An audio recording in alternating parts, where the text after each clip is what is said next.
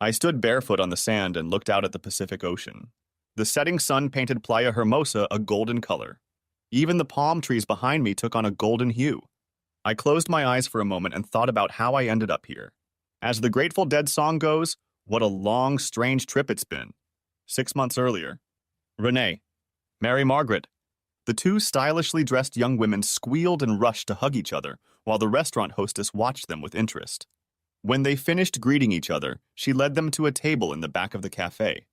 Even though it was May, the temperature in Houston had already risen to 80 degrees, and the corresponding humidity made air conditioning a necessity. I wonder how many hours one must spend in the gym to achieve a figure like theirs. The hostess thought enviously as she seated her customers. I was so glad you called, Mary Margaret, the short blonde purred. It's been ages since you've come here. I know, the tall brunette replied. Starting my own advertising agency has taken much longer than I could have imagined. Honestly, I wouldn't be here today if I hadn't called a potential client. But since I called, I couldn't pass up the chance to see my former college roommate. Yeah, and I couldn't miss the chance to see my maid of honor again. It's been too long, girlfriend. The waiter interrupted them by bringing 2 glasses of white wine, and after he took their lunch orders, Mary Margaret tilted her head and asked, So what do you think of the legal profession? A broad smile appeared on Renee's face. Terrific. Baker, Norton, and Vincent is the biggest law firm in town. I get a great salary plus a huge bonus from last year, and I'm well positioned to make partner. Wow, I thought I was doing well. Sorry, I didn't mean to brag. What about you? How's your agency doing? The brunette smiled tokenistically. Well, since we're bragging here, my little agency is the hottest creative shop in Dallas. What's more, she said, lowering her tone, I signed a contract last night to advertise in the Southwest region for one of the big oil companies. Our billings to them next year will run into the millions. Renee nodded approvingly. I always knew you'd be a star, girl. They ate their salads in silence for a few minutes. Then Renee looked at her friend curiously. You didn't say anything about romance. How's your love life? Mary Margaret sighed. Honestly, there's not much to talk about. The dating scene is getting tiresome. These dating services are useless. I'd have better luck finding a unicorn than someone like your handsome husband. She noticed Renee avert her eyes for a moment. Hey, what's going on, neighbor? Are you and your husband having problems? Now the blonde was clearly feeling uncomfortable. She sighed, took a sip from her wine glass, and then looked up at her friend. I really want to tell someone, Mary Margaret, but you have to promise me it will be strictly confidential. Of course. Now tell me what's going on. Renee took a deep breath, then in a low whisper blurted out, I'm having an affair. Really? I'm shocked. I thought you and Robert were the perfect couple. She leaned closer. What's wrong? Isn't he that good? Renee shook her head dismissively. No, that's not the problem. It's just that, honestly, she shrugged, Robert's turned into a real disappointment. Why? Mary Margaret leaned back in her chair, surprised at the abruptness of her friend's statement. Remember I told you about the deal Robert made to become general counsel for his old company and how it fell through? It was frustrating enough as it was, and now he's decided to hang up his sign and go into independent practice. Her friend frowned. If he's so passionate about the law, why doesn't he take it up? Seems like a pretty bold move to me. You wouldn't say that if you'd seen him. He's pathetic. He works in a tiny office he rents in a rundown shopping center. He barely has enough hours to cover his expenses, much less bring anything home. And yet I'm the one who supports us. Mary Margaret raised one eyebrow. I seem to remember him doing the same for you when you were finishing law school. Renee shook her head impatiently. Yes, but that was different. I knew I would succeed as soon as I graduated, and I did. She frowned. But Robert's just banging his head against the wall. His law firm won't be any different than all the other crooks who chase ambulances to attract business. Truth be told, I'm embarrassed when anyone from my firm, or anyone for that matter, asks me about him. She stared off into the distance. I used to think that together we'd go far and actually accomplish something in life. But honestly, I've left him behind, and he'll never catch up. She sighed. I've outgrown him, Mary Margaret. It's time to move on. Mary Margaret sat in silence, digesting her lunch and her friend's revelations.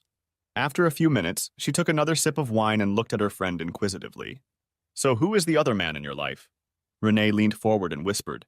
That's my boss at Baker Norton. He's already a partner, and there's talk in the corridors that he's going to be senior partner when old man Baker retires. Sounds like you're aiming high. How long has this affair been going on? About 6 months, I think. He's crazy about me. He wants to marry me as soon as he can leave his wife. So you both have an inconvenient spouse. Yes, but Vance has a prenup with her, so getting out of the marriage won't be too expensive for him. What about you and Robert? Are you going to divorce him? Renee's face sank. That's the problem. We haven't even considered a prenup. As things stand now, if we split up, I'll probably have to pay alimony to Robert, and I won't stand for that. I don't intend to fund his pathetic law firm for the rest of my life. Mary Margaret shook her head. You know you're playing a dangerous game, friend. Texas is not a guilt-free state. If he catches you in bed, he'll probably charge you a lot more than just alimony. Renee looked at her friend in despair. Refresh my memory. Which one of us has a law degree? Then she smiled to take the edge off her sarcasm. Anyway, I'll figure something out. 3 weeks later. Unfortunately, I didn't find out about the conversation with my wife until much later. Too late to do anything about it. All I knew for sure that May morning was that neither my personal nor my professional life was working out the way I had planned. I was in a somber mood as I pulled up to a small shopping center and parked my car in one of my assigned curbside spots. As I closed the door, I noticed a "For Rent" sign in the window of one of the stores at the other end of the center. Wasn't that where that little craft and candle store was located? Damn, looks like they didn't make it. I shook my head, hoping a similar fate wouldn't befall my law practice. Walking to the door to my office, I ran my fingers over the plaque affixed to the wall. Robert L. Wilson, ESQ. Attorney at law. The plaque was plastic, but it looked a little like bronze. Maybe someday they'll make me one just like it, engraved in marble. All was quiet inside, but it was 7 in the morning, so what did I expect? I'd always had a habit of getting to work early. There was no reason to change it now. I checked my phone, but none of the potential clients had left messages. I sighed and sank into my chair. Reaching into my desk drawer, I pulled out the folder of paperwork for the contract I was preparing for the client. It was pretty straightforward, but there was no reason not to check everything again, just to make sure. I have time, that's for sure. After a few minutes, however, I dropped my pen on the desk and leaned back in my chair with a sigh. If only things had worked out at Alliance. I was an operations manager for Allied Fluid Dynamics, a large regional supplier of components for oil and gas pipelines. I was doing well. I was making good money and was in line for a more responsible job. Then Ben Masterson, the president of the company, called me into his office with an interesting proposition. Robert, Phil Larson came to see me yesterday.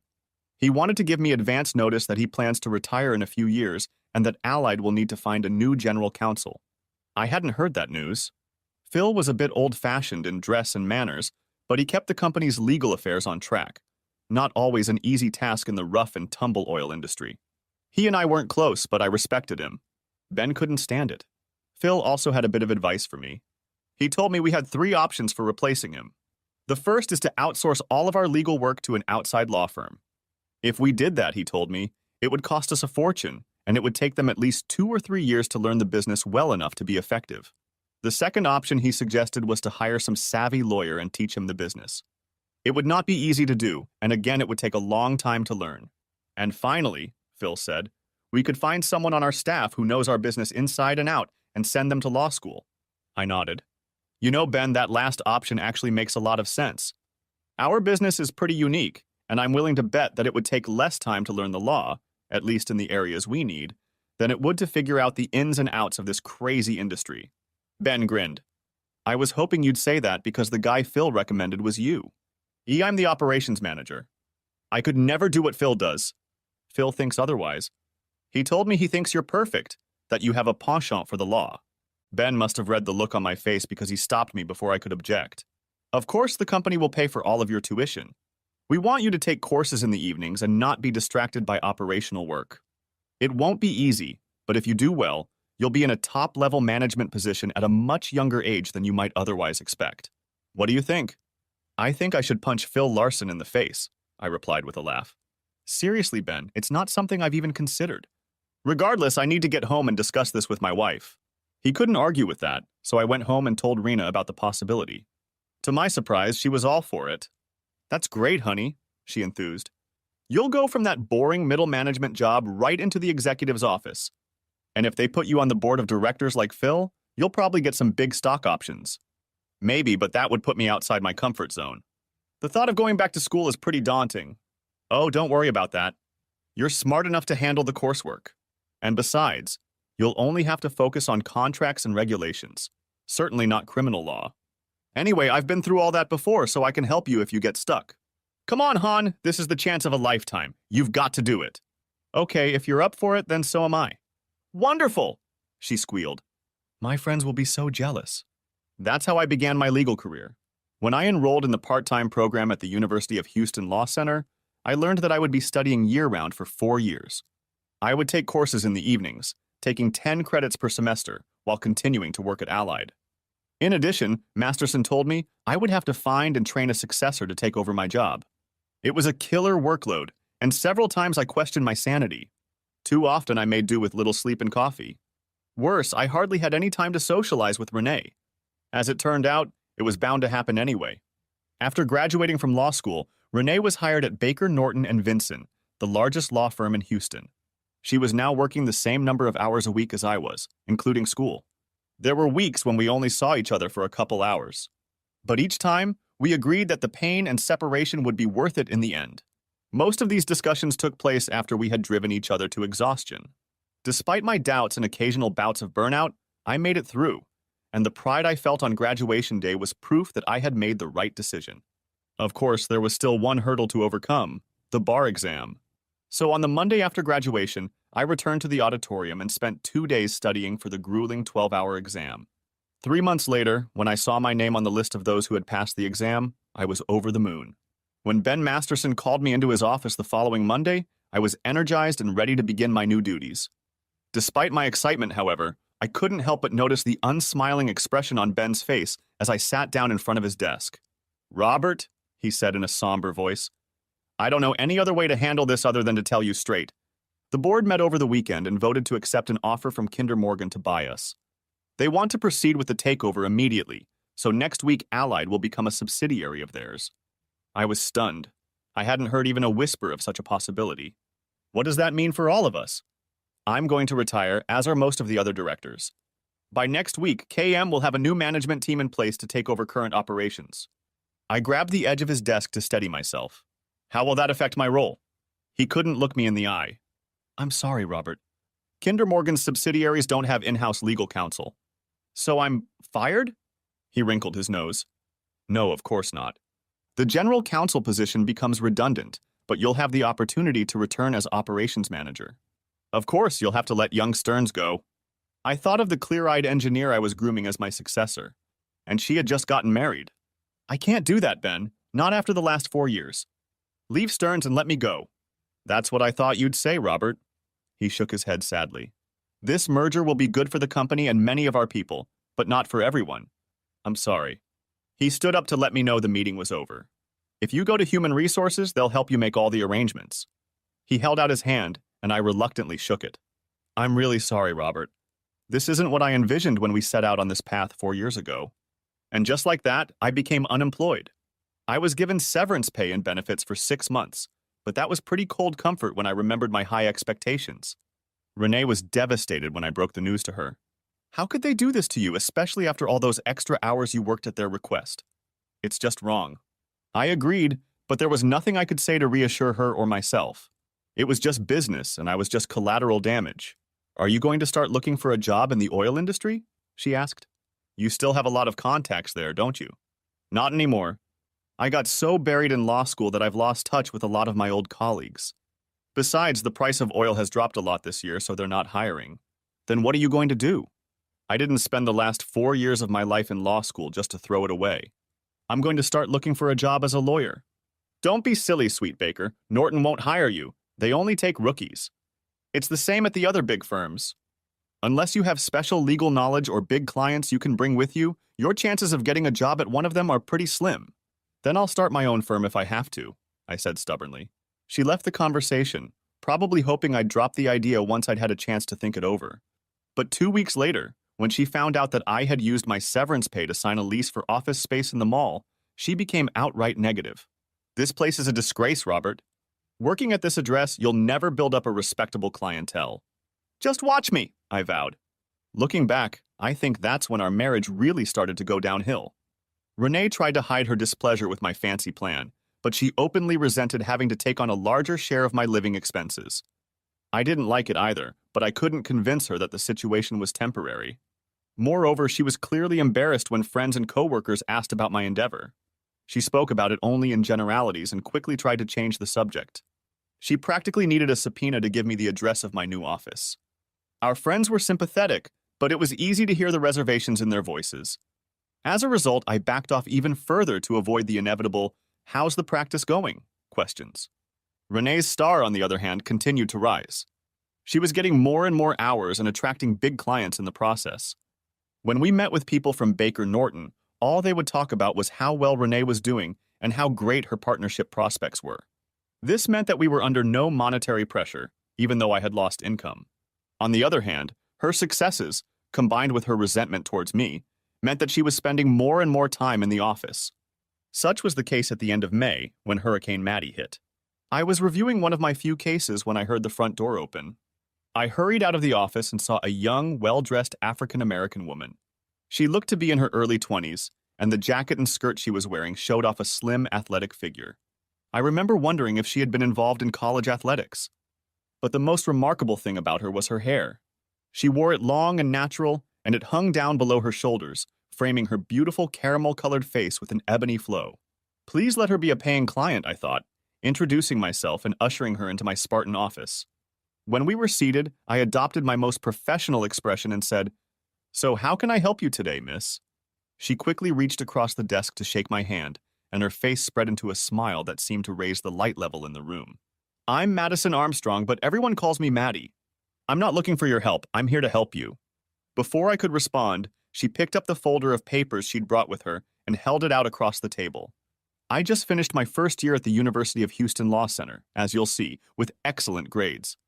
I am now ready to spend the summer as your legal intern. This was not what I expected. To give myself some time before I let her down, I opened her folder and looked through it. She was doing well. Honor Society in undergraduate school, high LSAT scores, top 10% of her law class in her first year. And then I realized something was wrong. Aren't you a little late to start looking for internships? And with those grades, shouldn't you be interviewing at one of the big law firms downtown? Her radiant smile faded for a moment. You're right, of course. To be honest, I had an internship scheduled at Baker, Norton, and Vinson, but just last week they sent me an email saying there had been a mix-up and they didn't have room for me. I bet one of the partners had met with her and changed her mind. I shook my head sympathetically. I don't know much about that firm. I guess you could say they're a little monochromatic. Her wide smile returned again. Well, their loss is your gain. Besides, I'd rather get real-world experience than spend my summer delivering lattes and filing papers. I want to work with real people with everyday problems that you probably face all the time. I couldn't help but admire her courage, but I realized I had no choice. I'm sorry, Miss Armstrong, but I can't hire you. Anger flashed in her eyes and I hurried to continue. No, it's not what you think. Look, I'd love to have someone with your credentials and your attitude helping me out here.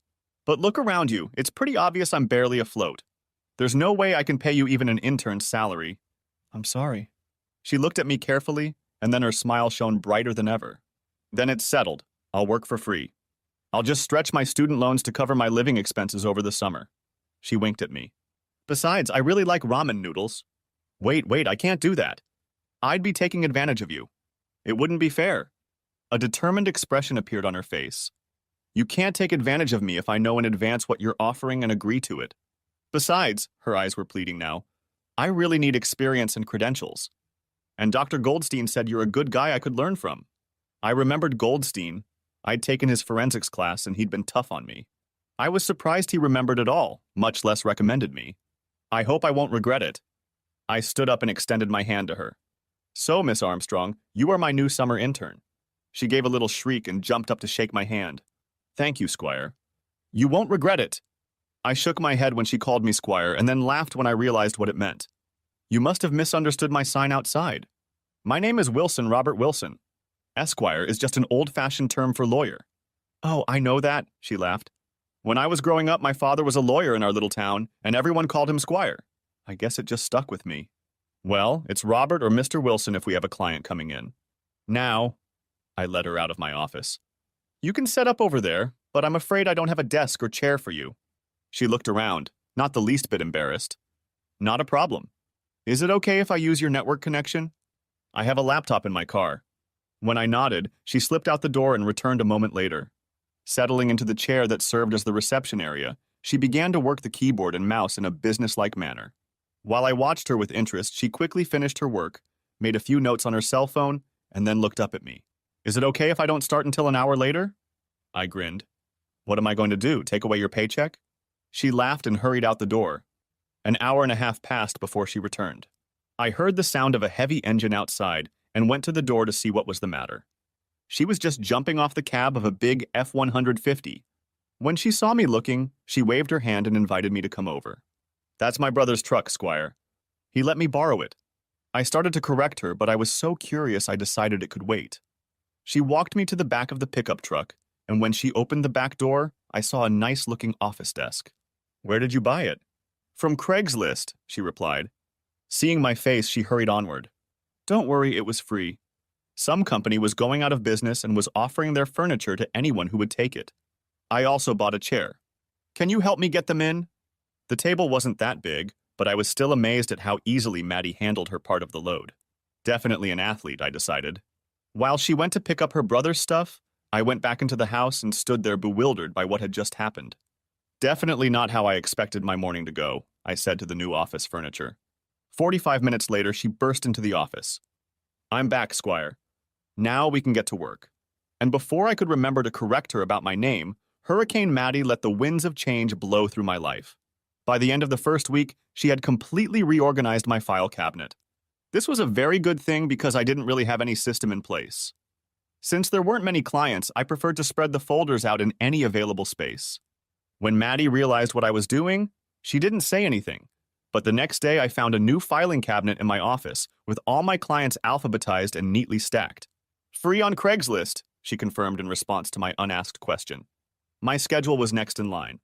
Soon, she was already synchronizing the calendar on my computer with my phone and her computer. If we ever get a bunch of clients, I thought wryly, Maddie will make sure we never miss an appointment. Then she tied it all together with my billing system. Organization wasn't her only talent. She also proved to be a wizard when it came to research, flipping through statutes, discovering case law, ferreting out little things that could help our clients' cases. I had always prided myself on my abilities, but she put me to shame. Once she understood how we were organized, Maddie focused her attention on our clients and their needs. She wanted to know everything about them, and I was happy to let her read their cases and point out the relevant laws. After she dealt with their issues, she would come to my office with questions. She was especially interested in why I handled their case the way I did. Now I began to feel like I was giving her something valuable, training on how a lawyer approaches a case. She quickly realized that practicing law in the real world is not as simple and straightforward as they teach in school. When we weren't working with a client, she would bring her law books and we would discuss cases. I was impressed with the amount of case law she had already absorbed, and I think she was impressed with the way I analyzed the issues. I enjoyed our classes and the days went by much faster. I had already told Renee about Maddie and the idea amused her. One day she came into my office and I introduced Maddie to her. Renee barely managed to hide her amusement when she heard Maddie call me Squire. That night at home, Renee couldn't stop teasing me about my buddy. I told her about Maddie's grades and her LSAT scores, but Renee wasn't impressed. It annoyed me. She'd be an intern at your firm if Baker Norton hadn't turned down her offer, I remarked. Good thing we turned it down, she grinned. I can imagine the commotion she would have caused walking down the halls with that mop of hair. Well, I think it suits her, and I can tell you that underneath that hair is one bright mind. As far as I'm concerned, Baker, losing Norton is my good fortune. Renee rolled her eyes and changed the subject. As the Houston summer unfolded with steadily rising temperatures and humidity, life in the Wilson household grew colder. Whereas Renee had once been intolerant of me and my attempts to start my own law practice, she was now indifferent. When I tried to tell her about a new client or an amusing anecdote about Maddie, she clearly wasn't paying attention. When I suggested going out for a drink or dinner, she always had work to do. By the end of July, we saw each other only rarely. Our life together was nothing but a memory. The situation became so tense that one day when Maddie asked me another question about a procedure, I lashed out at her. She stood up silently and walked out of my office. I sat there for a minute, letting my anger spill out. Then I walked out and sat down next to her desk. Can I talk to you for a minute, Maddie? I asked, trying to get her attention. She didn't look at me. Of course you can, you're the boss. Maddie, I apologize. You didn't do anything wrong by asking those questions. In fact, I'm glad you're so eager to learn. The truth is, the problem is me. I sighed and my shoulders slumped. I can tell you this. Renee and I are going through some bad times and I probably took it out on you. I'm sorry. She looked at me with concern. What's going on, Squire? I laid out the whole story to her about how Renee had become disillusioned with me and how our relationship had cooled. It's probably my fault. I was so stubborn in my desire to succeed as a lawyer that I ignored the obvious. I'm just not good enough to make it work. No, she said sharply. You had a goal, and you were determined to accomplish it. I don't know how things will turn out, but I know you're a damn good lawyer. I've already learned a lot from you. I appreciate your loyalty, Maddie, but I'm sure Renee doesn't share that opinion. She gave me an appraising look. Looks like things aren't going well in the romance department either. I smiled crookedly. The only way to see romance these days is to turn on the Hallmark channel. She reached out and squeezed my hand. Things will work out, Squire. I'm just sure of it. Then she realized what she'd done and yanked her hand away. I had to smile. Thanks for the pep talk, Maddie. Now I'd better get back to Coulson's suit. That was how we parted ways. I tried not to bring up my home life at the office again, and Maddie tried not to touch on anything personal. We both knew what the other was doing. It went on like that until the beginning of August. Late one morning, I was working at my desk when I heard the front doorbell ring. Maddie, who among other things had taken on the role of secretary, went to see who it was. A minute later, she was standing at my office door with a strange expression on her face. Squire, you have a visitor. She says it's a private matter. As I stood up to greet the visitor, Renee's former college roommate walked through the door. Mary Margaret, haven't seen you in ages. How are you? Are you still in Dallas? I'm still working in Dallas, but I came here for the day. My meeting ended earlier than I expected, so I thought I'd take a chance and see if you could have lunch. I pretended to look at my schedule. Sure, that would be great. Do you want me to try to get Renee to join us? Actually, I met her last time I was here. I thought I'd try to do the same with you this time. Oh, okay. Well, in that case, let's do it. I led her out to the reception area. Meet Madison Armstrong, who is interning with me this summer. Maddie, meet Mary Margaret Olson, an old friend of Renee and me. We're going to go out to lunch. Can you look after her while I'm away? Of course, Squire, she said, and held out her hand to Mary Margaret. Nice to meet you, Miss Olson. Then she returned to her desk. As Mary Margaret and I walked out the door, something struck me as odd. Maddie wasn't smiling, I realized. At that moment, Mary Margaret grabbed my arm and giggled. What's with the Squire, Robert? I rolled my eyes. It's just Maddie. It's a long story. Mary Margaret drove me to a charming little bistro a little farther than I expected, but the food was worth the trip. Over lunch and a couple glasses of wine, we learned about each other's lives and reminisced about old college buddies. The conversation was pleasant, but I couldn't escape the feeling of unease. We were friends, but Mary Margaret was much closer to Renee than I was. My discomfort increased when the waiter removed our plates, and Mary Margaret looked me carefully in the eye. So how are you and Renee doing these days? Fine, all good. Why do you ask? She waved her hand dismissively. Oh, nothing much. It's just that Renee mentioned that setting up your firm was taking up all the energy. And I understand her own workload has increased as well. I was just worried about you guys. What did Renee tell her about us? It's been a little stressful at times, but we'll get through it. She smiled slightly. You know, when you and Renee first started dating, I was very impressed with you. I thought she had a very good reputation then, and I still do. I hope she never forgets that. I sat in silence, not knowing what to say back. It seemed like something else was going on, but I couldn't figure out what. We drove back to my office, making pleasant chit-chat. But no sooner had I gotten out of the car than she reached out and squeezed my palm. I care for you very much, Robert. Please stay in touch. And if you ever want to talk, you know how to reach me. With those words, she leaned over and gave me a quick kiss on the cheek. I waved goodbye to her and walked into the office where I ran into Maddie. So, how was lunch? She asked indifferently. It was okay. It was nice to get a chance to socialize with each other and talk about college. A whole 2 hours? I took a quick glance at my watch and marveled. I guess time got away from me. Maddie looked at me strangely. Be careful with her. She's got hungry eyes. Don't be silly, Maddie. She's Renee's best friend. She's not interested in me. I'm just saying, Squire. With those words, she went back to her desk, and I did the same. But it took me a while to focus on my work. What a strange conversation. Was she really hitting on me? And if so, why now? That's weird. I finally decided to tell Renee about our dinner, so she wouldn't think I was hiding something from her. But she was late for a meeting at work that night, and by the time she got home, I had given up and gone to bed. In my annoyance, I forgot to tell her about my dinner guest. If I had been annoyed before, the following week I became downright pessimistic about my marriage prospects. I was hoping we could do something together, but Renee turned out to be busy both Saturday and Sunday. She called me Monday morning to give me even more discouraging news. We have just begun negotiations on a major acquisition for a client. I can't tell you who's involved, but I guarantee you'll read about it in the Wall Street Journal when it's finalized. Anyway, the negotiations are taking place at the Hotel Alessandra, and since we'll probably be working around the clock to meet the deadline, the firm has reserved a block of rooms for us. As a result, I probably won't be able to be home much this week. The way things had been going lately, I probably wouldn't even notice it, I thought bitterly. But I didn't bother telling her. I worked late that night and then went out and treated myself to dinner at a nice restaurant.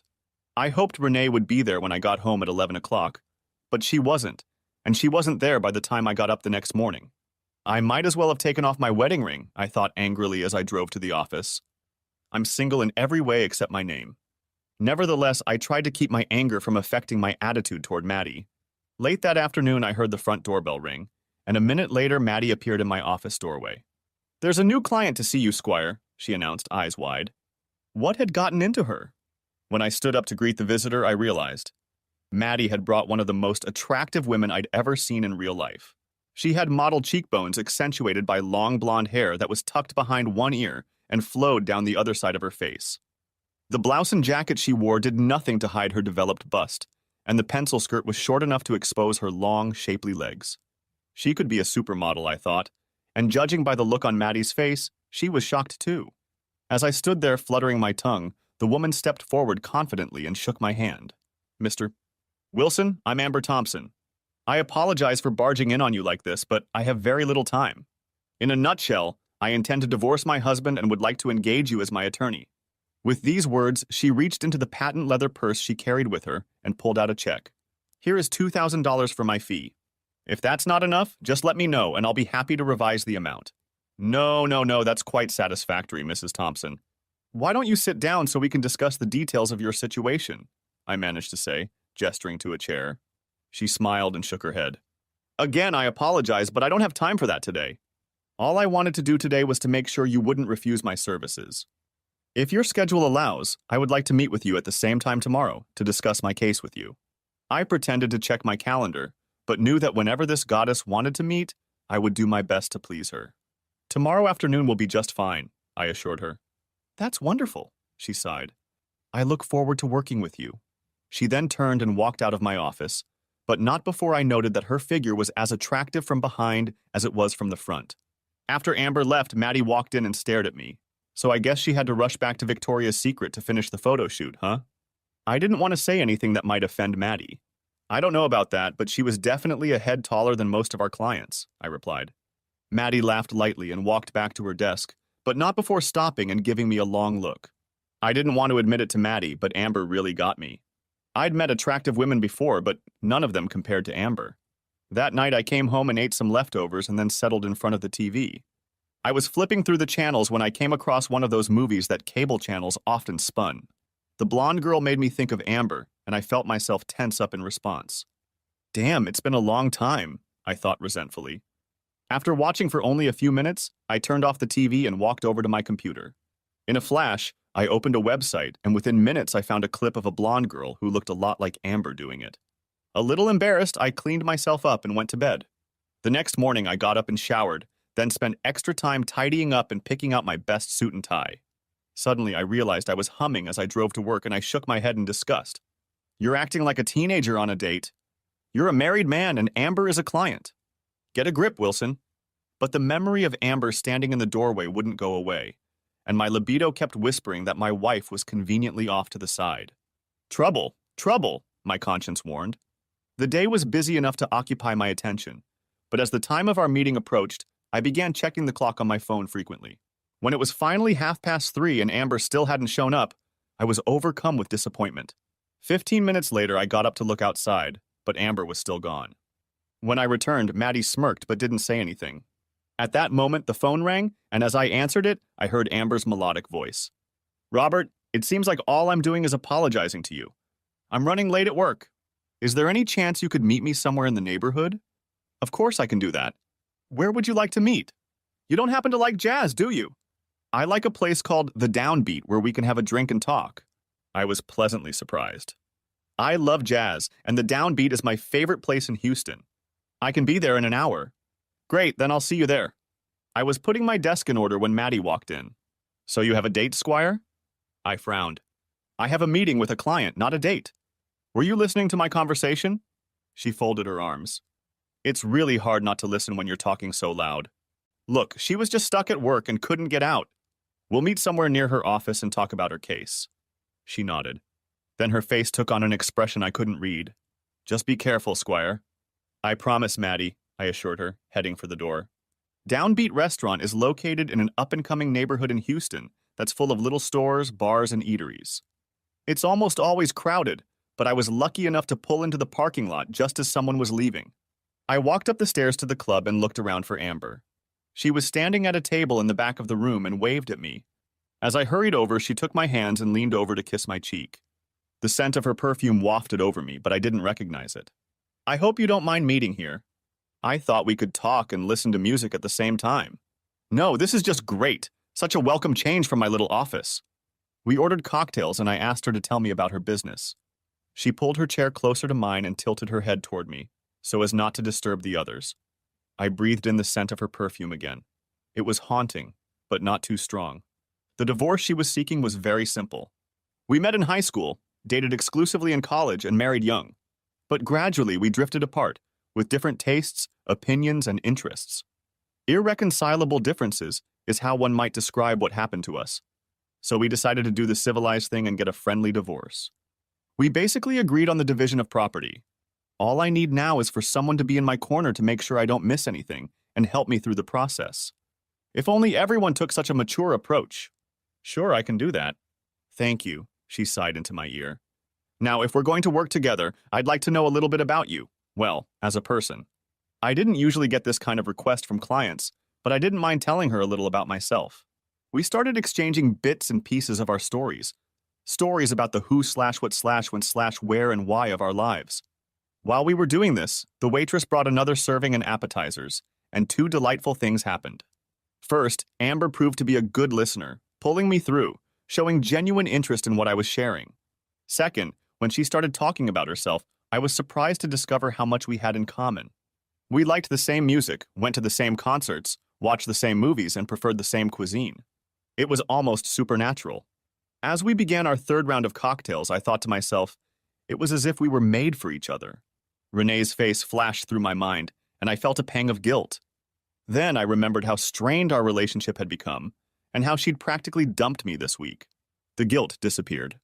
I'm not doing anything wrong, just enjoying the company of a new acquaintance, I reasoned. We talked long enough for the fourth cocktail to appear and was emptied. As the group took a break, Amber leaned over to me and said, I need to run to the ladies' room. Please wait, I'll be right back. As she walked toward an alcove at the far end of the room, I couldn't take my eyes off the way her hips and legs moved in her tight skirt. Shit! When she returned, I realized I needed to relieve the pressure on my bladder and excused myself. Standing in front of the urinal, all I could think about was how beautiful and charming my new client was. Finished, I washed my hands and then carefully checked my appearance in the mirror. There was another portion waiting at our table. Before I could say anything, she smiled and said, I'll have to go after this one. I really didn't want the evening to end, so I settled down next to her and raised my glass, intending to drink as long as possible. The band returned, and as we sipped our cocktails, she leaned over to me and said hotly, I just love this number. Indeed, the little trio was improvising on the theme of a classic Miles Davis composition, one of my favorites. I smiled in appreciation and we sat, almost touching, enjoying the music. After a minute or two, she rested her head on my shoulder, and her perfume wafted back to me. The applause from the other patrons startled me, and I instinctively stood up as the lights came on in the hall. Amber was standing right in front of me, almost touching. She lifted herself up on tiptoe to reach my ear. I drove here in an Uber. Would you mind giving me a ride home? Sure, I replied without hesitation. I'd love to. Drive me, she said. As I pulled into the street, she leaned over and took my hand, pointing the way to her apartment. When I parked on the curb in front of her building, she threw me a meaningful look and sighed. If you'll come upstairs with me, I can give you a copy of the proposed property division agreement. All I could do was nod. The thought of being alone with her in her apartment pushed all rational thought out of my head. Once inside the apartment, she led me to a padded corner. Her cell phone pinged softly. She glanced at the message, typed a quick reply, and then smiled at me. Let me turn the sound off so we won't be disturbed. Placing the phone and purse on the coffee table, she gave me a smile so promising it took my breath away. Hold on a second, I'm going into the bedroom to freshen up. As she disappeared down the hallway, I looked around her apartment. Everything was perfectly arranged in its place. It looked like a furniture showroom. Suddenly, a sound from the wooden coffee table startled me, and I realized her cell phone was vibrating from another text message. I picked it up to put it on something quieter and was surprised when the screen lit up. It displayed the conversation that Amber had apparently been having with someone all evening. Had he arrived yet? Just got here. X in the drink? Done. Don't forget the video. Okay. My foggy brain had a hard time interpreting the cryptic messages, but then I noticed something that set off an alarm I couldn't ignore. There was no name attached to the messages, just a phone number I knew by heart. Renee. Why is Renee texting Amber? What the hell was going on?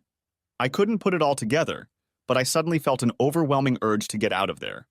I quickly ripped a page out of the Architectural Digest lying on the coffee table and wrote a note in the margin.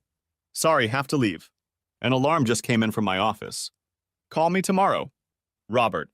With those words, I rushed to the door and went outside as quietly as possible. Once back in the car, I pulled away from the curb and sped off at all possible speed. What does all this mean? How does Renee know Amber? How did she know we were going out tonight? What do these messages mean? With my mind blurred and panicked, I hadn't been paying attention to where I was going and was surprised to find that I had automatically made it to my office. Not knowing what else to do, I staggered to the door and allowed myself to go inside.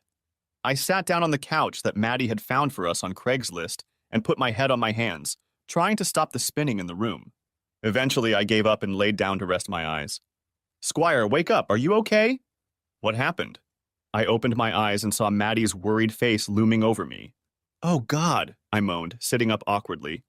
What time is it? A little after 7. Oh, shit. Then I looked up at her. You wouldn't happen to have any aspirin, would you? She hurried to her purse and came back with 2 pills and a coffee cup. I popped the aspirin in my mouth, took a big sip of coffee, and shrieked. Oh, that's so hot. Good, she said, putting her hands on her hips. Maybe this will help you sober up. I shook my head, which made it hurt even more. I drank a lot last night, but I don't think that's all. I think I was drugged. She pulled her chair over to me and sat down with a concerned look on her face. What's wrong, Squire? Tell me everything and we'll try to figure it out. I began to describe the night's events, omitting details such as the temptation I had felt. However, it must have caught Maddie's eye because she asked wryly, Is this how you usually conduct client meetings? I didn't bother to answer. She knew the answer. When I moved on to telling her about taking Amber to her apartment, the expression on Maddie's face changed to one that I couldn't identify. So you slept with her? She demanded. No, that's when things got really weird. I thought we were over the line. I ignored her. When Amber came back into the bedroom, her phone vibrated with a text message. I looked at it and it blew my mind. The message was from Renee. Maddie's eyes widened. Renee, how's your wife, Renee? Exactly. I recognized Renee's phone number. It freaked me out. How does Renee know Amber and why would she text her at this hour? What exactly was in the message? There was a whole series of messages, and I can't remember them all. But she was asking Amber about X in a video. Anyway, I got totally paranoid, wrote Amber a note about the break-in at the office, and got the hell out of there. That's the first smart thing I've done all night. Maddie is good at sarcasm. I ignored her again. When I got to the car, I had a hard time thinking. Maybe it was all those cocktails, but it felt like it was more than that. Anyway, I ended up here and collapsed on the couch. And I still don't understand what happened. Maddie was silent for a moment, then leaned forward. Squire, I think you were set up. My head was still throbbing. What do you mean set up? Was it you who suggested we go to the jazz club to meet? No, it was Amber's idea. And you were the one who treated her to cocktails? Well, no, but I didn't mind. Nope. And you offered to drive her home? Well, she asked, but I was happy to do it. Besides, she said she had a copy of her husband's proposed agreement in her apartment. Right. So basically what you're saying is that she decided where you'd go, how long you'd stay, how much you'd drink, when you'd leave, and that you'd eventually return to her apartment. Oh, God, I moaned, holding my forehead. And those texts you saw, Renee asking Amber where you've been? No, I don't think so. She just asked, is he there yet? What was the last message you saw? Don't forget the video. So what do you think made Amber wait so long in the bedroom? She said she wanted to freshen up, but I was hoping she had changed into something more comfortable. Maddie rolled her eyes. I bet she made sure the hidden camera was ready to record what happens next. Her head was already on the mend, but her mood was getting worse. Shit, shit, shit, shit, you're probably right. Suddenly it hit me. And I bet I know why. Renee was going to use Amber's little shoot to blackmail me. Now it was Maddie's turn to be embarrassed. But why would Renee want to blackmail you, Squire? I thought she was the one with all the money. Exactly, I said, and now the pieces were quickly coming together. She wants to divorce me on the grounds of adultery to avoid having to share the property with me. I shook my head in disgust. I knew things were bad between us, but I never thought she'd try something as despicable as this. But who is Amber and how does she fit into all this? Isn't it obvious? She's a decoy to lure me into a trap. She's probably an expensive escort hired by Renee. Then I paused. But if that's the case, she's certainly fooled me. She knew so much about me, and we had so much in common. At that moment, my phone rang, and I recognized the number. It's Amber, I mumbled to Maddie. Get her over here. If we can talk to her, we might get to the bottom of this. It amused me that Maddie wanted to play detective, but I wanted to know what was going on too, so I answered. Hi, Maddie, I'm sorry I disappeared last night. I thought my office had been broken into, but it turns out some drunk guy accidentally set off the alarm. Listen, I've been meaning to call you. Could you bring that property settlement over here sometime this morning? And then, I let my tone deepen. If you're not busy after work, we could get together and continue the wonderful evening we had. Maddie made a face at me, but Amber's voice sounded willing and even a little relieved. She promised to stop by my office before noon. You're not thinking of going out with her again, are you? Demanded Maddie when I hung up. I grinned. No, even I'm not that stupid. But if she's still trying to trap me, I wanted to encourage her that she can do it. Maddie nodded, and I noted the slight smile that flashed across her lips. Then she cut to the chase. Look, while we're waiting for her to show up, why don't we make some inquiries about Amber Thomas and see what we can find out? We sat down side by side at Maddie's computer. First thing first, I said. Let's check the court records to see if Amber Thomas filed for divorce. No surprise. There was nothing. Finding nothing else, Maddie did a quick Google search for Amber Thomas, Houston, Texas. A little over 40 queries came up, with occupations ranging from teacher to technician to homemaker, etc. This is going to be slow, I muttered. Then it hit me. Let's check the police records and see if we can find anything. If she really is a prostitute, she may have been busted for solicitation. The idea seemed like a good one, but we didn't find anything that could help us. Maddie shook her head. Amber Thomas is probably an assumed name. Then she suddenly perked up. What's the address of her apartment? Maybe that way we can figure something out. When I gave her the address, she quickly went through the tax lists. It took a while, but then she looked at me anxiously. Squire, if I understand correctly, the apartment you took her to was purchased by Baker, Norton, and Vinson 5 years ago. Now that's interesting. Let me try something else to be sure, she said, and did a quick search on that law firm. Going to their website, she found a list of employees. There were over 100 names, but they were in alphabetical order. Again, hit and miss. No Amber Thomas. Maddie sank into her chair and was about to close the window when she suddenly stopped. Wait a minute, look at this. Her cursor highlighted Amber Tompkins in accounting. When she clicked on the name, a picture of Amber Thomas appeared. Holy shit, Squire, she works at your wife's firm. I shook my head in confusion. They may work at the same law firm, Maddie, but Amber handles the back office. She has nothing to do with Renee. Well, at least we know where Renee hired her. Maybe we can fill in the blanks when Amber gets here. We tried to get some work done, but it was hard to concentrate. At 11 o'clock, we heard a car pull up to the house. Then Amber burst into my office, looking as gorgeous as I remembered her. But before she could say anything, Maddie walked in behind Amber, and I gestured to her. I don't think you've met my legal assistant, Madison Armstrong. Amber looked taken aback for a moment, but then held out her hand with a wide smile. Nice to meet you, Miss Armstrong. I'm Amber Thomas. And it's a pleasure to meet you, Amber Tompkins, Maddie replied without a matching smile. Amber turned pale and gasped slightly. Then she stopped herself. I think you misheard. It's Amber Thomas. Maddie glared at her. I meant exactly what I said, Amber Tompkins. Amber looked around nervously for help, but saw me standing there with my arms folded and a stern expression on my face. We know who you are, Amber. Now I think it's time to tell us what's going on. Amber shifted her gaze from me to Maddie and back again with a shocked expression on her face. Then, to our amazement, she burst into tears and slumped into a chair. I never wanted to do this. I told Renee it was a stupid idea, but she wouldn't listen. She cried some more, then pulled a handkerchief out of her purse and wiped her eyes. Okay, I'll tell you the whole story. Renee set the whole thing up. She, cut you off at home so you'd be, more receptive to me.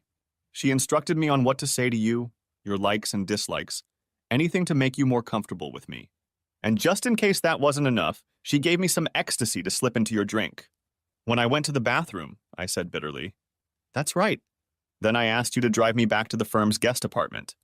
I looked at Maddie. That explains why it looked so sterile and uninhabitable. I stared at Amber. There wasn't a single personal item in the room. She nodded grudgingly. And when you went back to the bedroom, what did you do? I put on my nightgown. She blushed. Renee told me what kind of underwear you like. I bet that's not all you were doing, Maddie interjected. Now Amber couldn't look at us. I also turned on the camera Renee gave me and made sure it was pointed at the bed. Maddie snorted angrily, but I had other questions. Why, Amber? Why did you and Renee try to set me up like that? Now she was looking at me with pleading eyes. She didn't want to talk about it, but I think the answer is pretty obvious. She wants out of your marriage so she can date Hoffmeister. A lot of people know they're having an affair. Vance Hoffmeister? He's her boss. The firm would never tolerate them having a relationship. She shook her head. Upper management doesn't know. And when they're both divorced, the firm won't be able to say anything. All they'll do is assign her a new boss. I turned to Maddie. We were right. This was a preemptive strike. Get undeniable proof of my infidelity, and then get a quick and painless divorce without paying me practically anything. Word is that Renee is about to make partner, Amber added. If she gets it, she'll start getting really big money. She probably doesn't want you to get any of that money. I stared at her. But why you, Amber? How did you get involved in this dirty scam? I don't see how you can win. She began to cry again, quietly but bitterly. It's my own stupid fault. When my marriage broke up a couple years ago, I accumulated large debts. I was gradually paying them off when my sister got sick and needed money for an operation. She had no assets and I had no credit. She didn't look at us. But I had access to an escrow account I had set up for one of the firm's clients. I was desperate, so I withdrew $48,000 to help my sister. I know it was wrong, but what else could I do? Now she looked at me defiantly. No one noticed anything, and I started gradually paying the money back. I had just finished paying it all back when Renee came to me. She knew about everything I'd done and demanded my help in exchange for my silence. Her defiance evaporated. She needed help with you. I glanced at Maddie. The anger on her face was gone, replaced by compassion. I felt a little sorry for the woman. So what do we do now, Squire? I don't know, Maddie. I wish I could somehow turn the situation with Renee and her boss around, but I have no idea how to do that. Suddenly, Amber brightened. I think I know a way. We both stared at her in surprise. You know they've been negotiating at Alessandra's all this week? Now I know the room we booked for Renee, and there's gossip that they're practically living together. If we could sneak this webcam into her room, maybe you could get exactly what you need. I brightened momentarily, and then reality came over me. That would be great, I said, but we don't have James Bond working for us. How would one of us be able to sneak into a luxury hotel, break into a locked room, set up a camera, and sneak out unnoticed? Maddie stared at me. I can do it. How? I asked doubtfully. Disguise yourself as a maid. They have access to all the rooms. And how are you going to do that? She smiled slightly. My mom works as a maid at the Alessandra. I stared at her. I didn't know. Then the image of Maddie dressed as a maid appeared in front of me, and I instinctively recoiled. No, Maddie, you can't do that. You're a law student. It wouldn't look... I blanched, not knowing what to say. Besides, it would be too risky. What if Renee stops by to see you? I'm supposed to be there with the team this afternoon to support them. I can call you and let you know when the meeting is over. Maddie folded her arms, a look of determination on her face. Then it settled. She looked at me intently. I can handle it, Squire. The three of us worked on the details of our plan some more, and then set about implementing it. Maddie went outside to call her mother. After a long conversation that I would have loved to overhear, she came back and nodded. She's going to help me. It's all set. The three of us got in my car and drove to the BNV-owned apartment Amber was using. She went inside and soon returned with a camera that looked surprisingly tiny to me. Are you sure this is going to work? I asked doubtfully. You'd be surprised how well, she replied. And we'll be able to connect to it over the internet? Sure, through the Wi-Fi at the hotel. From there, we drove downtown to Dallas Street and pulled into the garage next door to Alessandra's. Hopefully, we can get my laptop connected to the internet, I thought, as I climbed up onto the roof. As it turned out, there was no need to worry. The hotel's Wi-Fi signal was so strong that it penetrated beyond the building. We easily connected to the network using the password Amber had given us. Then I entered the webcam URL and we were all set. While I set up the camera, Amber hurriedly left to meet with the BNV support staff, and Maddie left to go to her mother's house. I was left sitting in the hot car with my cell phone at the ready, pondering what could go wrong with our fancy plan. When the phone rang an hour later, it brought me out of my heat-induced stupor. "Robert, it's Amber. The meeting is about to break. Is the webcam in place? I haven't heard from Maddie. I'll call her right now." I hung up and dialed Maddie's number. "The maid just went up to Renee's floor," she told me. "I'll slip into her room in a moment." "Hurry up," I asked. "They're probably on their way there by now." My phone ran out of battery, and for the next few minutes I anxiously alternated between checking my phone and my laptop. My phone beeped first. A message from Maddie. "Almost done," it read. I updated my laptop's connection to the web address Amber had given us, and suddenly I saw Maddie's face staring back at me. I almost didn't recognize her. She was wearing a shapeless gray dress, and her hair was swept back and covered by a large gray scarf. "Maddie, hurry up!" hissed I, and she almost fell on her back. "You scared me," she accused, and then went back to adjusting the camera position. At that moment, I heard the sound of a key opening the door lock, and my wife walked into the room. Oh my God, she's met Maddie before. She would surely recognize her. Holding her breath, Renee looked at Maddie and then looked around. "What are you doing here?" she asked. Maddie curtsied. "Refuse service, ma'am." She calmly walked over to the double bed and pulled the covers off one of the pillows. "Would you like 1 mint or 2? She asked. "No mints," Renee snarled, turning away from her. "Just finish it and leave." "Yes, ma'am." "Sorry to bother you, ma'am." With those words, Maddie turned, winked at the camera, and then nonchalantly left the room. Luckily, I remembered to turn off the speaker on my laptop because I let out a huge sigh of relief. She didn't recognize Maddie. Apparently, Renee hadn't bothered to pay attention to the help. At that moment, the passenger door jerked open, scaring me half to death until I saw Amber sliding into the car. "Did Maddie make it in time?" she asked. I gestured to the laptop and tapped the screen. Renee's room reappeared, but it was empty. Then I noticed the bathroom door was closed. "Surely Renee is in there," I said. We heard a jaunty knock on the hotel room door, and Renee hurried out of the bathroom wearing the complimentary robe Alessandra had provided. When she opened the door, a man entered the room. "It's Hoffmeister," Amber whispered. "Thank God you're finally here," Renee said. "I thought these old dinosaurs would never end." I knew what was about to happen, but it still didn't prepare me for reality. Renee, the woman I had loved unconditionally throughout most of our marriage, was about to cheat on me with another man before my eyes. I must have made some kind of noise because Amber reached across the console and patted my arm. "I'm so sorry," she whispered. Suddenly, the back door of my car swung open, startling us both. Maddie climbed inside. "I got here as fast as I could," she said, panting. "Did I miss anything?" I silently pointed to the laptop, and she leaned back in her seat to get a good look at it. "Oh," she said and went silent. Maddie sighed, and I could see the anger on Amber's face. Renee pulled herself up on the bed. "I talked to Amber at recess today," she reassured him. "She said she's going to see Robert again tonight, and she promised she'll get everything out of him this time." "I hope so." "You don't think she's getting cold feet, do you?" "She has no choice. We lured her into embezzlement, and she knows it." He nodded. "And when we get the videotape, you'll nail him, too." She smirked. "If he tries to resist, I'll threaten him with going before the bar with a misconduct charge for sleeping with a client." Vance looked at her incredulously. "I don't know if you can pull that off, babe. Didn't the Texas Bar Association dismiss that charge?" "Who cares?"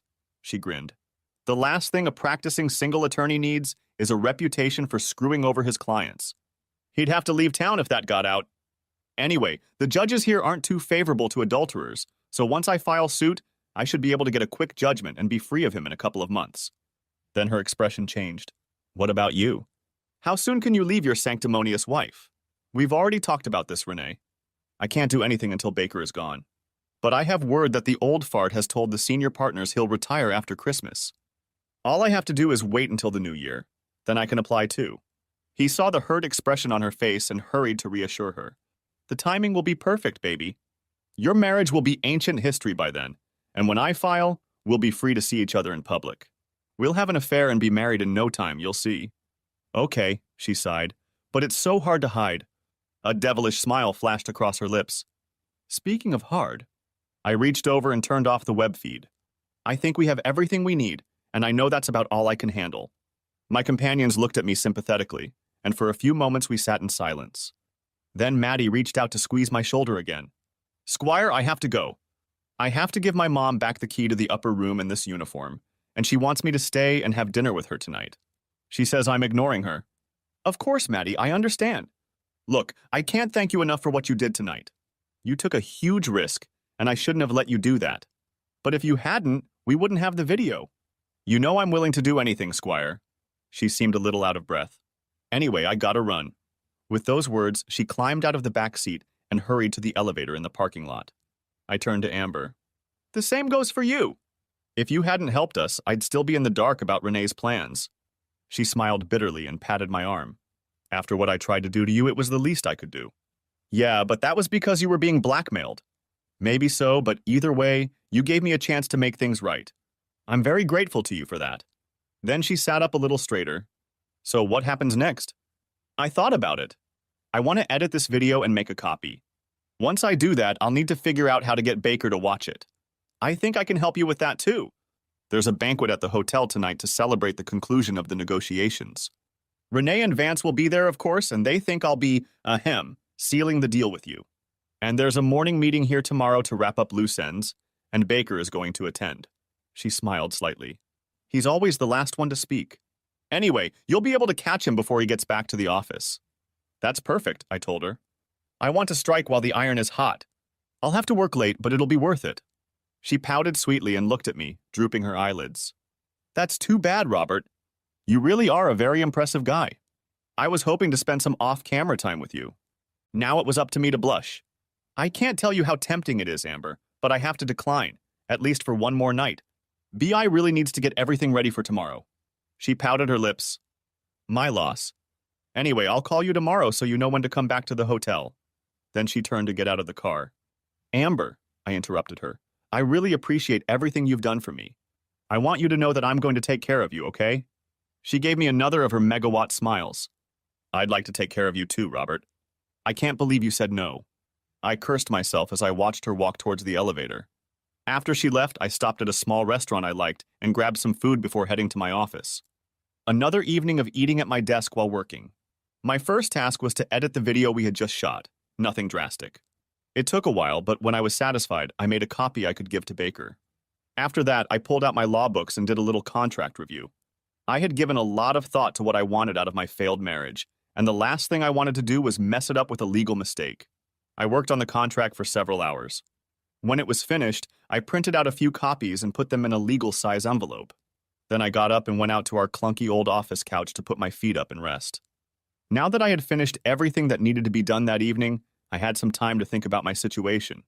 As I edited the video, I couldn't help but think about Renee and our marriage. I loved her so much, and I felt like she loved me just as much. Why did all of that change?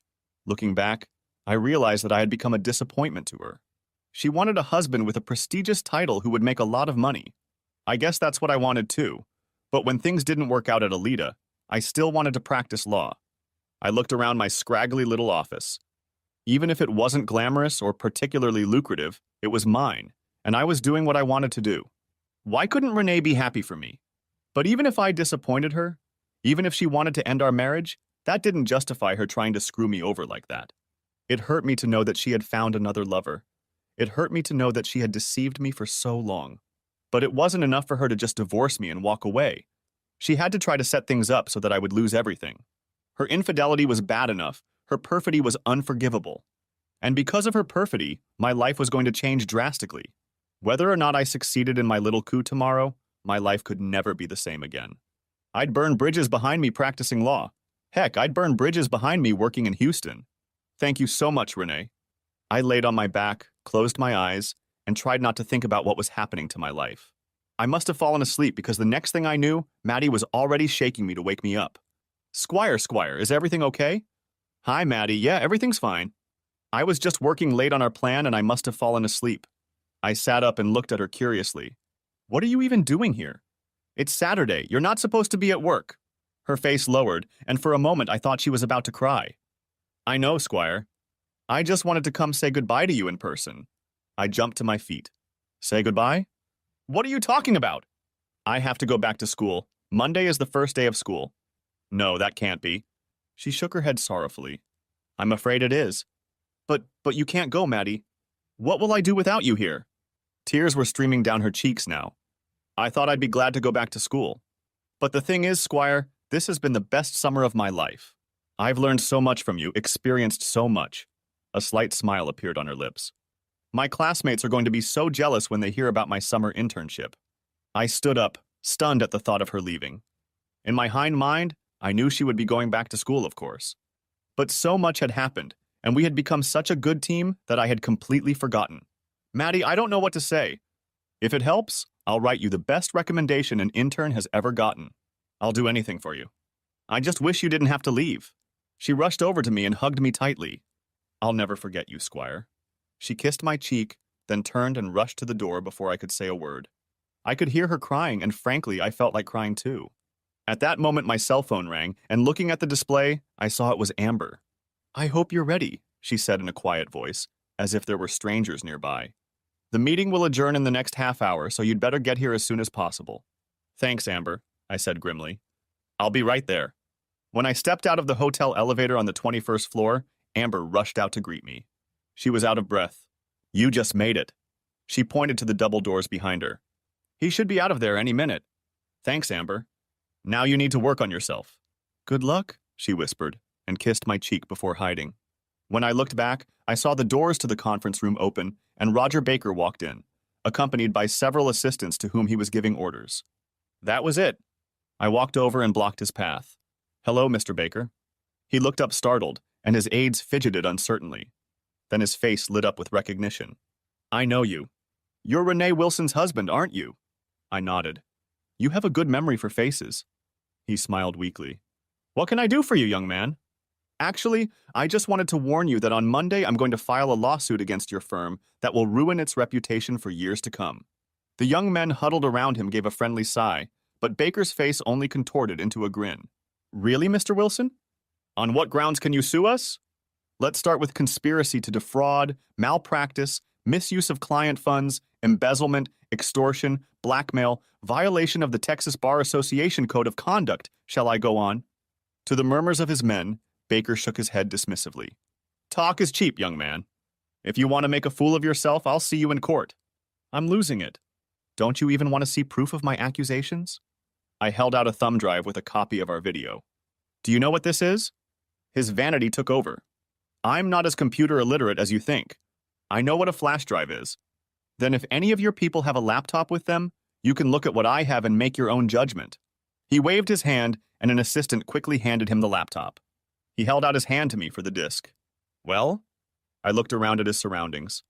With all due respect to your colleagues, I think you'll want to review this in private. He looked at me coldly, then made a decision. Find me a spare room, he ordered to no one in particular, and the group scattered like cockroaches caught in the light. After a minute or two, one of them opened the door and called out to his boss. The white-haired lawyer strode imperiously in the direction indicated, and I hurried to follow.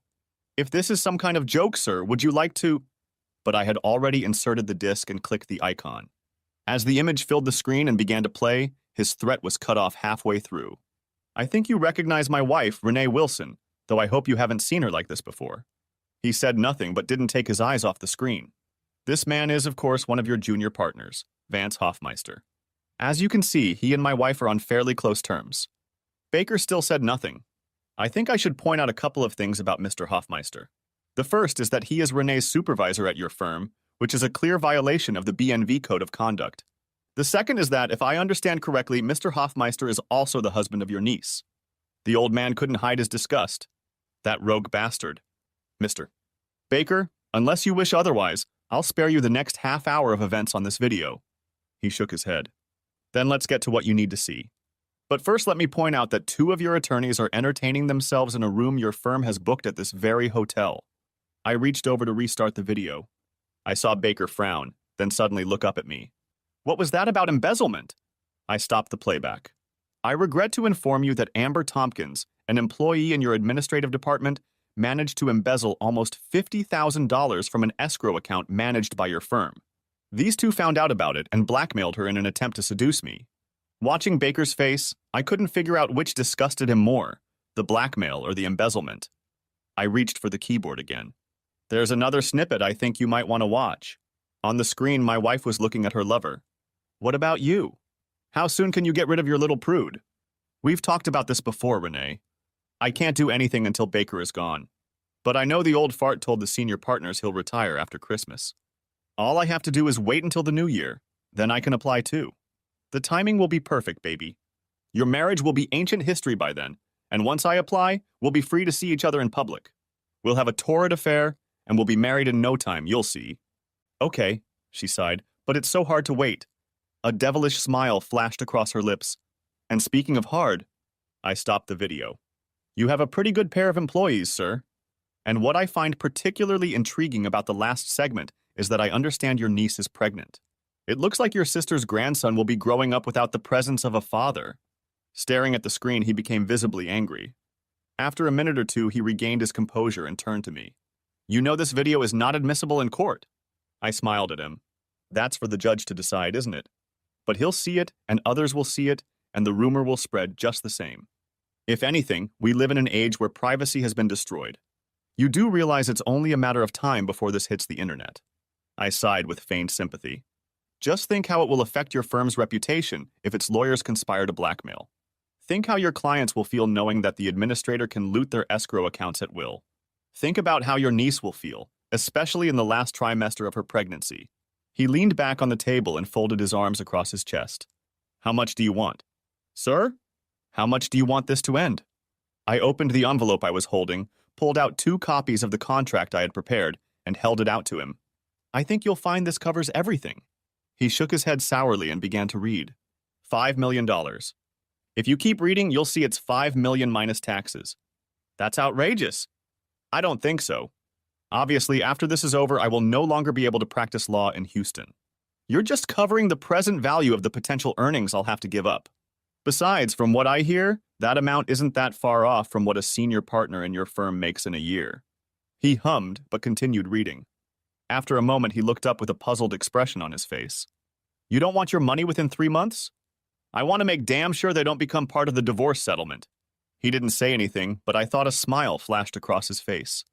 The next paragraph caught his attention. Amnesty for Tompkins? Why do you want to protect her? She only took those funds because her sister required surgery. What's more, she replaced them completely before Renee and Vance discovered her embezzlement. I think she deserves some compassion. He sighed, shook his head, and continued reading. Finally, he looked up at me again. You know I can't sign anything right now. I need to have another lawyer check it out.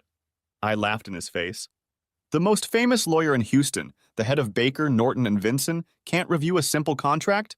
Look, you either sign now or I'm taking this video to the Houston Chronicle editorial board.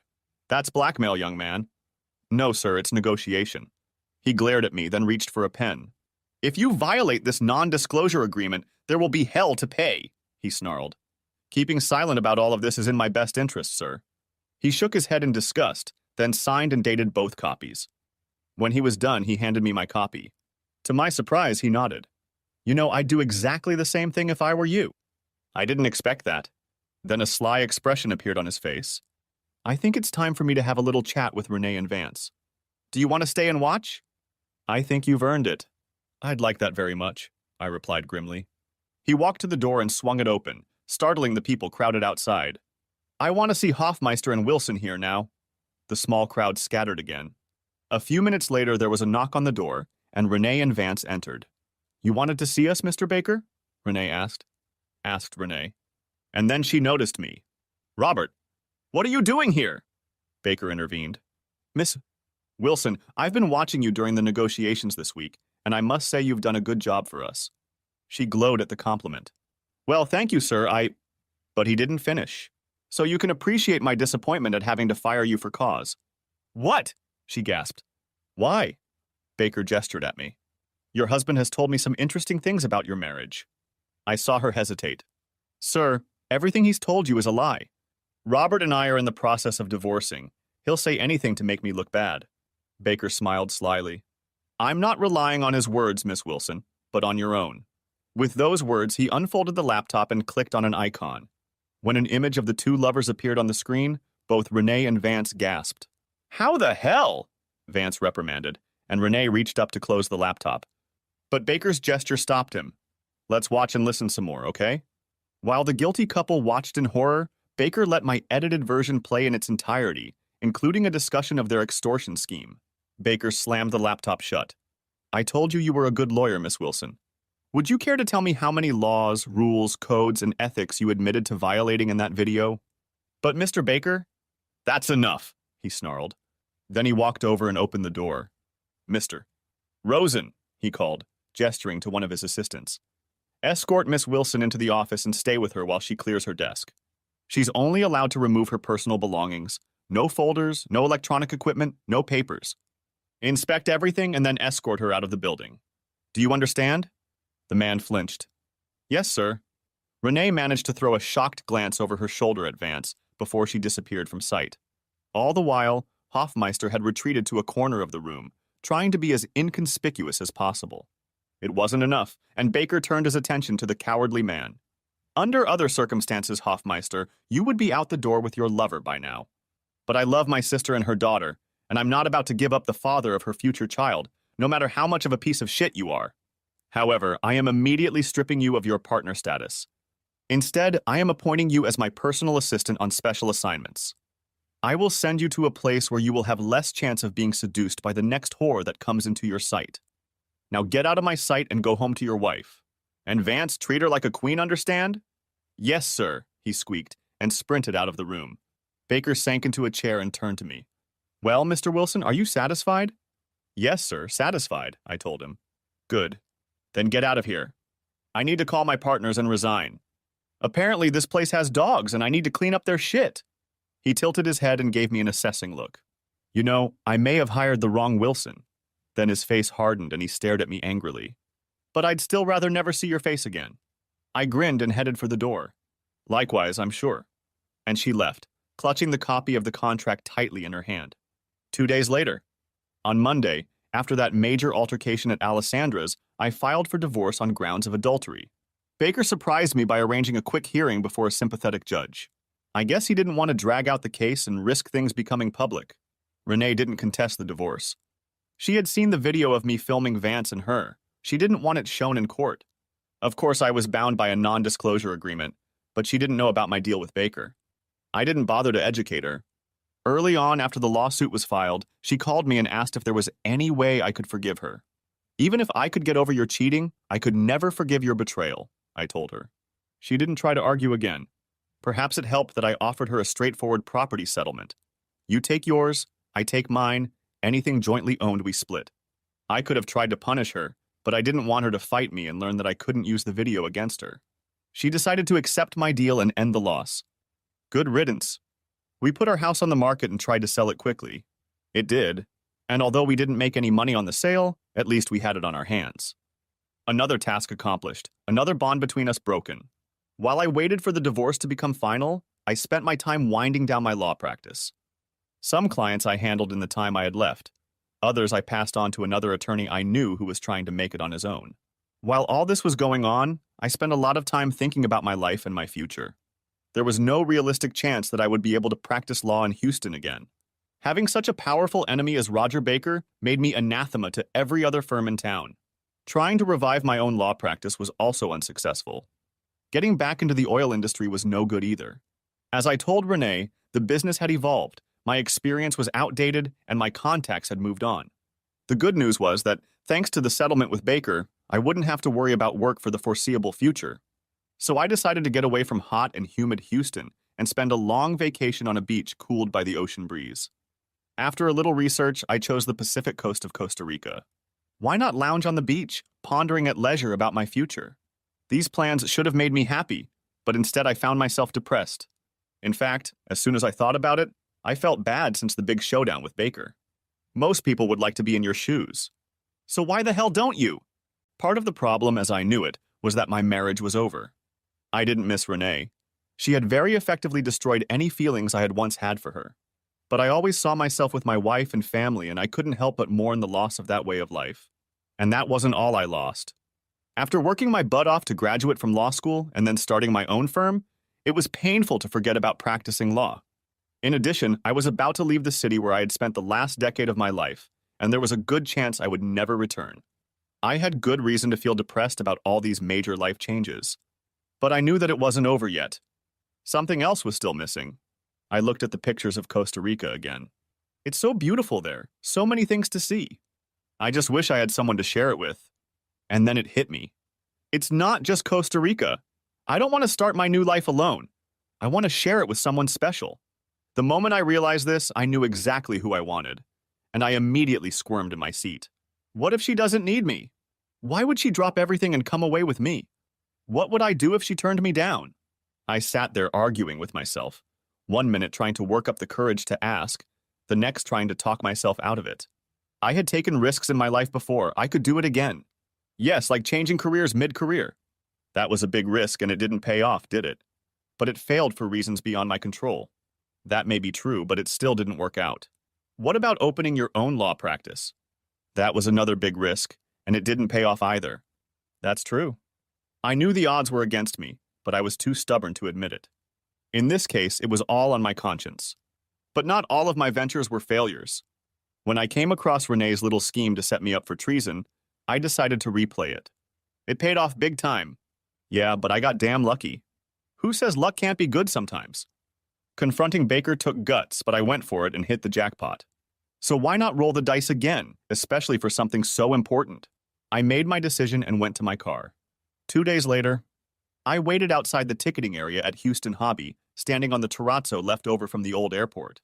As I looked around anxiously, a woman's voice called out, "Robert, is that you?" I turned and saw Mary Margaret Olson hurrying toward me down the hallway as fast as her tight skirt would allow. "I'm so glad I met you," she sighed as she walked up to me and took my hand. She looked at my bag. "Are you going to leave town?" I nodded. "Yeah, I've already finished everything here and I'm going on an extended vacation." "Good for you. Everyone needs to get away once in a while." I wouldn't mind doing it myself. I wasn't sure if she was implying that, so I stayed silent. "I was sorry to hear about you and Renee," she continued. There wasn't an ounce of sadness in her face. "Don't be. It was all for the best, I assure you." "I understand," she nodded. She looked away for a moment. "You know, she told me she's cheating on you." "Really?" I thought for a moment. "Was that before or after you and I had lunch together?" Now she was embarrassed. "Before." "Why didn't you warn me?" She shrugged helplessly. "I couldn't have done that. She's my best friend." "I thought I was your friend too." She hesitated at my tone, then continued. "I talked to her a couple weeks ago. I couldn't help myself." "And how is she feeling?" "Not great. No law firm in town wants to hire her, so she decided to move back home to McAllen and practice on her own." I remained silent. The look on Mary Margaret's face said she understood the irony perfectly well. But I was still thinking about our little encounter over the summer. "Tell me, Mary Margaret, why did you want to have lunch with me?" Her smile became token. "I've always liked you, Robert. I figured if things didn't work out with you and Renee, I'd throw my hat into the fray early." She looked at my bag. "You know, I might change my travel plans if you wanted to keep me company." I looked at her coldly. "Sorry, I've already asked someone who cares more about my well-being." She flinched, but before she could say anything, I looked up. Actually, she's on her way. Mary Margaret looked where I was pointing and her eyes widened. "Oh." She was running down the hall. When she spotted me, she dropped her bag and rushed out. A moment later, she hugged me so tightly it became hard to breathe. "Squire!" she squeaked happily. Then she kissed me, and I was out of breath. As I hugged her, I had one thought running through my head. Thank God I went for it. 2 days earlier, when I finally decided to venture out, I grabbed my car keys and drove to the University of Houston. It had been a few years, but I still remembered the road. But even as I drove northwest on the I-45 freeway, I still struggled with my insecurities. "What made you think she was even interested in you? She hasn't said anything or tried to contact you since she went back to law school. Besides, she probably has a boyfriend. Even if she doesn't, you're almost 10 years older. Why would she want you?"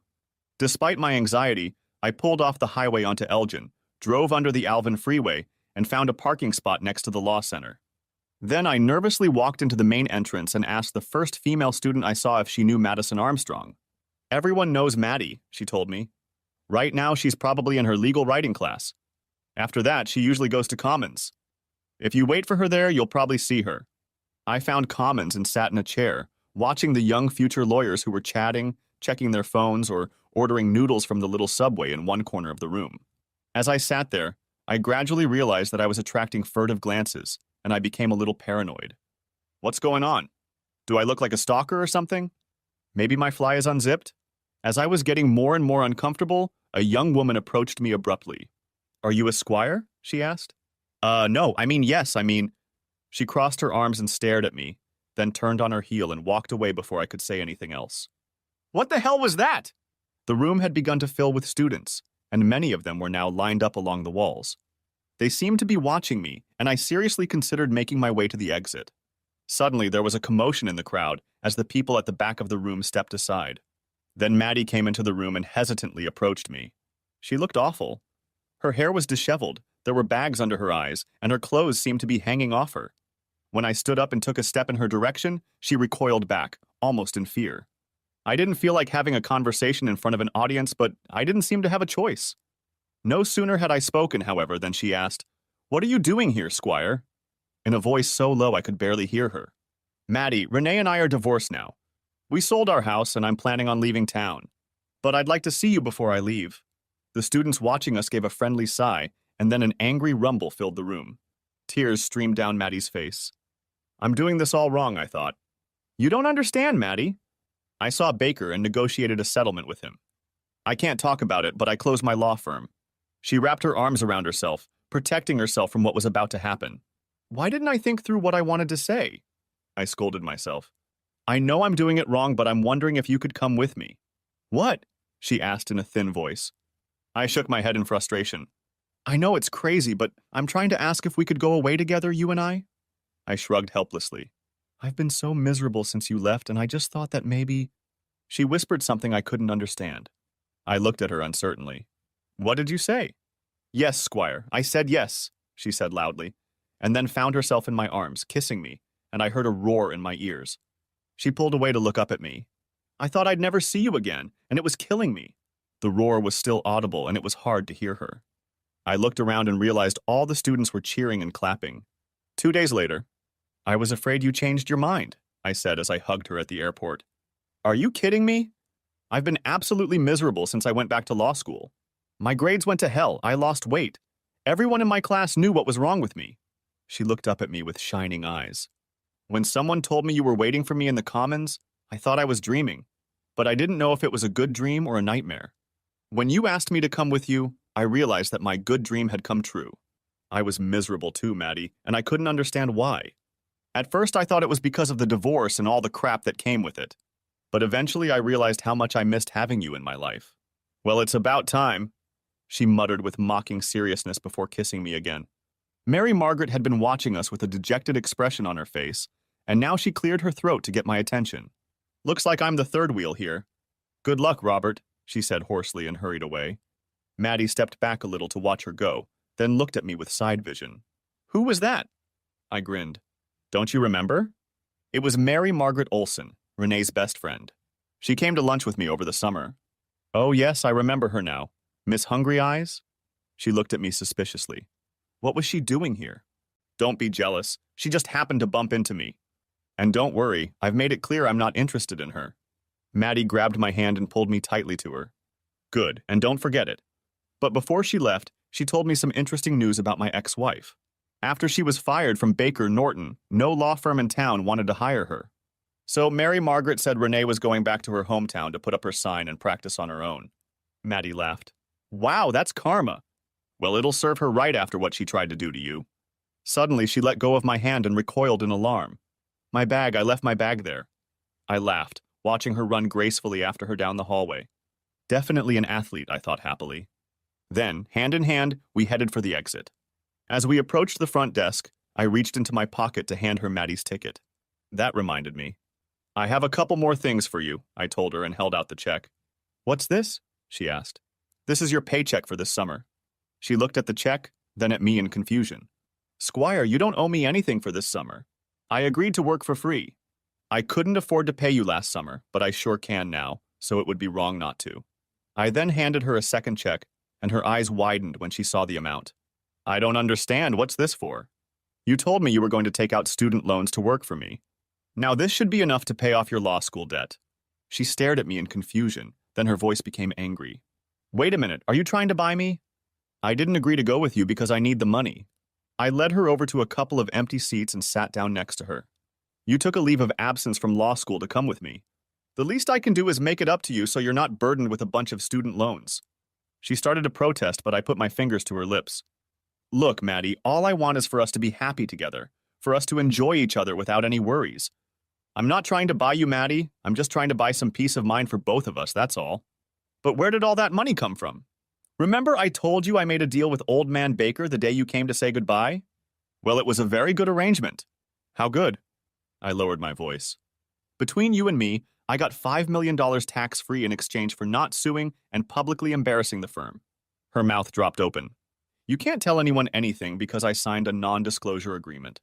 But I can definitely afford to give you those checks, and we can enjoy each other for a long time without worrying about money.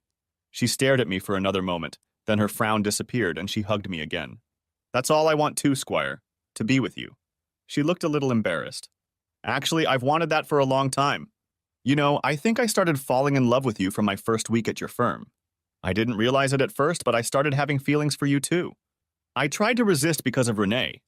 I grinned. I guess that problem solved itself. She kissed me again and we sat like that, cuddled together until I glanced at the time. Hand in hand, we walked up to the check-in counter. The flight attendant at the counter smiled, marking us off her list. You two lovebirds can begin boarding in a few minutes, she told us. As we stood waiting, Maddie looked at me curiously. You told me about Renee, but what happened to Hoffmeister? Do you know anything about him? As a matter of fact, I do. After the divorce, I had to contact Old Man Baker to arrange for the firm's check to be deposited into my account. When I did, I asked him about Vance. Frankly, I think he wanted to tell someone what he had done to Hoffmeister. Anyway, he said that Vance was doing research for the firm in the Aleutian Islands.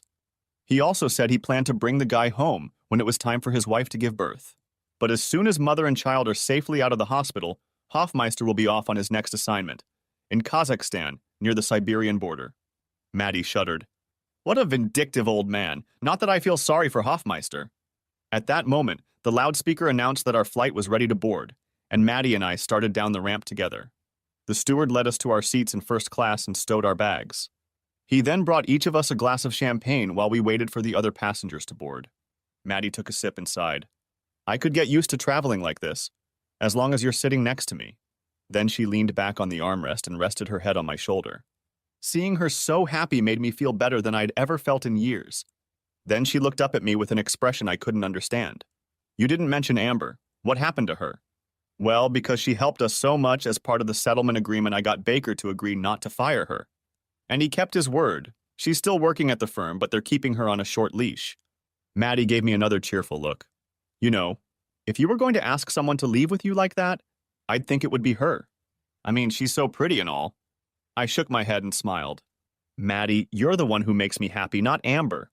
And unlike her, you're beautiful inside and out. She hugged me tightly again. Good answer, Squire. Besides, I added, Baker told me something very interesting about Amber. What's that? Do you know how she took the money so her sister could have the operation? Yes. So, Baker told me that Amber doesn't have a sister and she never paid the money back. Later that afternoon, I put my arm around Maddie's shoulders and we walked to the water's edge. This is why I wanted to come to Costa Rica. It's really beautiful here. I'm so glad we're here. But it wouldn't be half as beautiful if you weren't here with me, Maddie. She pulled me even tighter to her and rested her head on my shoulder. We stood in silence and watched the sun disappear into the Pacific. Then she timidly raised her eyes to me. Remember that thing we saw in the video in Houston, Squire? Why don't we go back to the villa and try some of that? Thanks for watching. I hope you enjoyed it. So subscribe to my channel and watch the next video.